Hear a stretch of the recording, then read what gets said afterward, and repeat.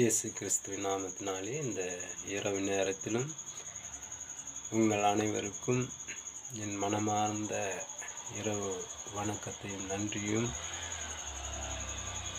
இயேசு கிறிஸ்துவின் கிருபை நிமித்தம் உங்களுக்கு நன்றியை செலுத்தி இந்த நாளிலே தேவன் தாமே உங்களை ஆசீர்வதித்து உயர்த்துவாராக.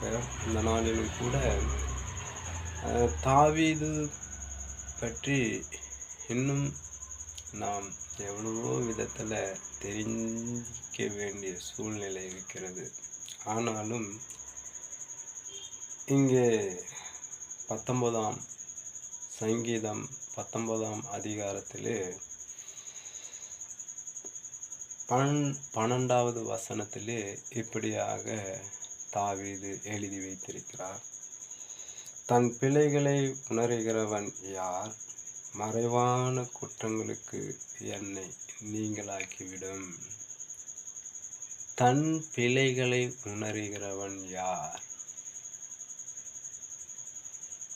இந்த உலகத்திலே தன் பிழைகளை உணர்ந்து அவரோடு கூட ஒப்புரவுமானால் நிச்சயமாகவே தேவன் நம்மளை ரட்சிக்க வல்லவர்.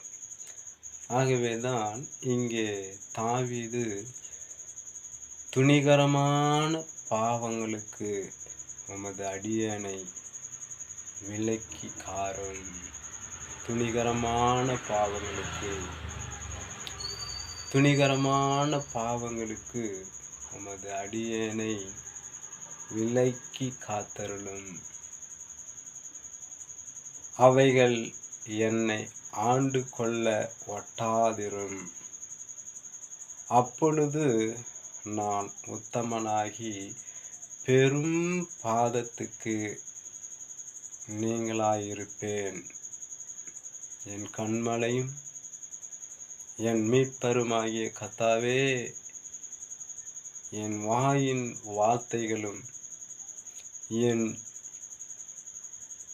இருதயத்தின் தியானமும் உமது சமூகத்தில் பிரித்தியாய் இருப்பதாக என்று அருமையான ஒரு ஜெபத்தை தாவீது ஏறெடுத்திருக்கிறார். பிரியமானவர்களே,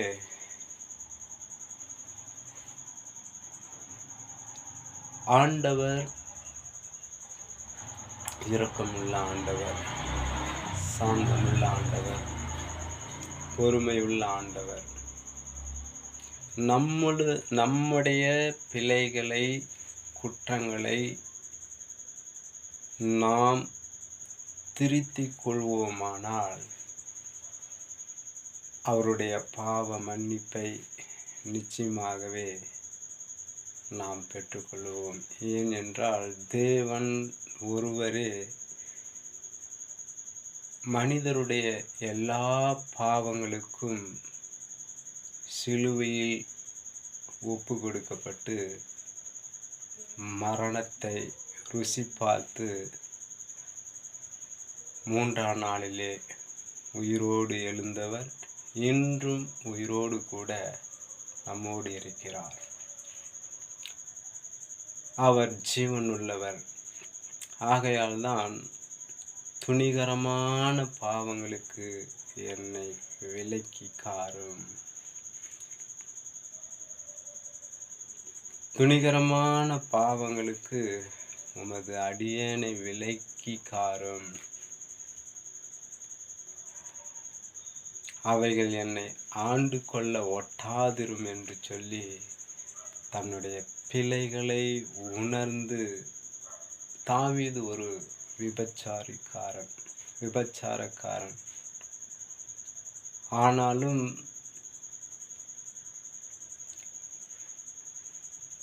சாமுவேல் தீர்க்கதரிசி, நாத்தான் சாமுவேல் தீர்க்கதரிசி தாவீதுக்கு ஒரு உவமையை சொன்னார். ஒரு ராஜாவுக்கு 100 ஆடு இருந்தது. ஒரு ஏழைக்கு ஒரே ஒரு ஆடு இருந்தது. அந்த ராஜா அந்த 100 ஆடுகளை எடுக்காமல் ஏழையின் ஒரே ஒரு ஆடை வளர்த்தான். அவன் பிள்ளையைப் போல வளர்த்தனான். அந்த ஆட்டுக்குட்டியை, ஏழையின் ஆட்டுக்குட்டியை அந்த அரசன் பிடித்து வரச் சொல்லி, 100 ஆடு உள்ளவன் பிடித்து வரச் சொல்லி, அந்த ஏழையின் தன் உயிரைப் போல வளர்த்த ஆட்டை கொன்று தன் பசியை ஆற்றினான்.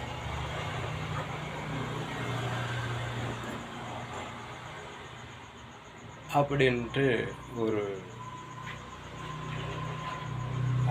சாமுவேல் தீர்க்கதரிசி சொல்லிவிட்டார். உடனே தாவீதுக்கு கோபம் வந்து விடுகிறது.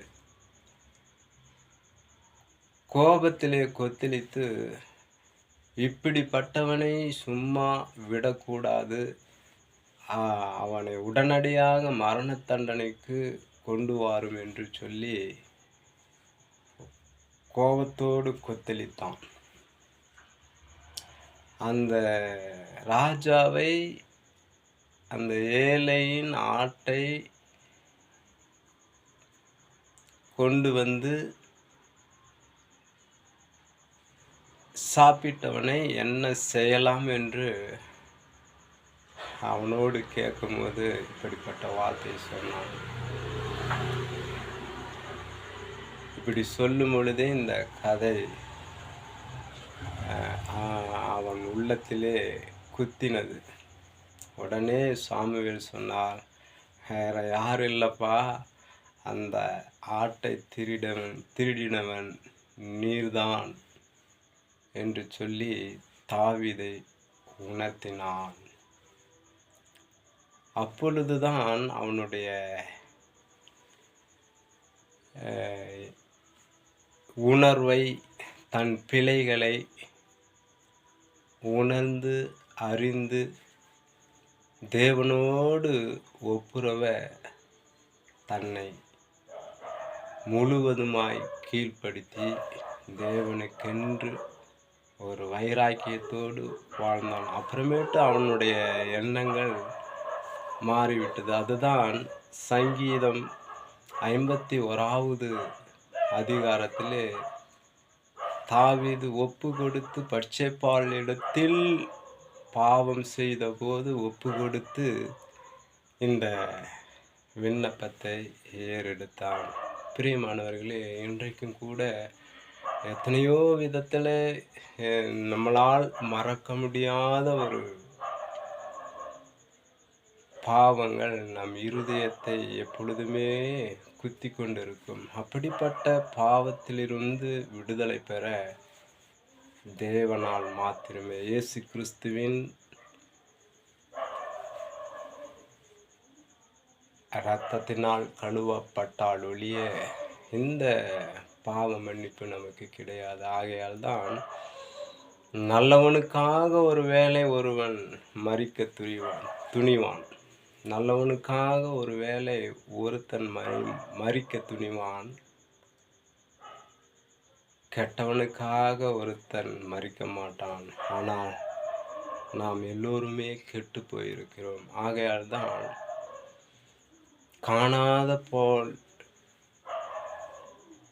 காணாமல் போன ஆட்டை தேடி கண்டுபிடிக்கும் அளவும் அந்த மேய்ப்பன் காடு மலை என்று சுற்றி அங்கும் இங்கும் சுற்றி எப்படியாவது அந்த ஆட்டை காப்பாற்றி தன் பட்டியில் சேர்த்துவிட வேண்டும் என்று ஆவலோடு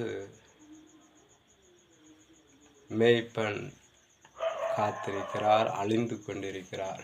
இன்றைக்கு நாமளும் இப்படிதான் தன் பிழைகளை உணர்ந்து தேவனுடைய அந்த இரட்சிப்பை, பாவ மன்னிப்பை நாம் பெற்றுக்கொள்ளும் பொழுது இதயத்துக்கு உண்மையிலேயே பெரிய ஒரு மனம் மாற்றங்கள் உண்டாகும். அதுதான் இயேசு கிறிஸ்துவின் மனமாற்றம். இது மதத்தை மாற்ற அல்ல, மனம் புதிதாகிறதினாலே புது மனிதனைப் போலவே தேவன் நம்மை எதிர்பார்க்கிறார். ஆகையினால்தான் இந்த சங்கீதம் நமக்கு எப்படிப்பட்ட ஒரு சூழ்நிலையில் இருந்தாலும், எப்படிப்பட்ட ஒரு வேசியாக விபச்சாரக்காரனாக இருந்தாலும் கூட தேவனை நம்பி அவரோடு ஒப்புரவாகி தன் மனதில் இருக்கிறதை தேவனிடத்தில் சொல்லி அவரிடத்தில் பாவ மன்னிப்பை பெற்றுக்கொள்வோமானால் நிச்சயமாகவே தேவன் நமக்கு உதவி செய்வார். ஏன்னா அவர் மாத்திரமே நம்மளுடைய பாவங்களை மன்னிக்கிற தேவனாயிருக்கிறார். நம்மளுடைய அக்கிரமத்தை நினைக்காதிருக்கிறார். ஆகையினால்தான் இந்த சங்கீதம் நமக்கு ஒரு நல்ல ஒரு ஜெப செய்வதிலே ஜெபிக்கக்கூடிய அளவு எவ்வளவு உண்மை இருக்கிறது என்று இதை உணர்ந்து படிக்கும் பொழுது நிச்சயமாகவே நம்மளுடைய வாழ்க்கையிலே ஒரு மனமாற்றங்கள் உண்டாகும், தேவனுடைய இரட்சிப்பு உண்டாகும், அவருடைய பாவ மன்னிப்பை பெற்றுக்கொண்டு ஒரு புதிய மனிதனாக வாழுவோம். தேவன் தாமே இதுவரைக்கும் நம்மை நடத்தி ஆசீர்வதித்த தேவன் இன்னும் நம்மளை பலவிதமாக எல்லாவற்றிலும் தேவன் நம்மை உயர்த்தி ஆசீர்வதித்து நம்ம தலைமுறைக்கு மாத்திரமல்ல 1000 தலைமுறைக்கும் இரக்கம் செய்கிற தேவனாய் இருக்கிறார். துணிகரமான பாவங்களுக்கு என்னை விலக்கி காரும் என்று தாவீது சொன்னது போல ஜெபிப்போம். தேவனுடைய மன்னிப்பை பெற்றுக்கொண்டு அவருடைய இரட்சிப்பிலே நிலைத்திருப்போம். தேவன் தாமே உங்களை ஆசீர்வதிப்பாராக. இந்த வார்த்தையை கேட்டுக்கொண்டிருக்கிற அனைவருக்கும் என் மனமார்ந்த நன்றியையும் இந்த இரவு வணக்கத்தையும் தெரிவித்து தேவனுடைய கிருபை நிமித்தம் உங்களை வாழ்த்தி ஆசீர்வதிக்கிறேன். தேவன் தாமே உங்கள் அனைவரையும் ஆசீர்வதிப்பாராக. ஆமென். நன்றி. தேங்க்யூ. God bless you. உங்களிடமிருந்து விடைபெறுகிறேன்.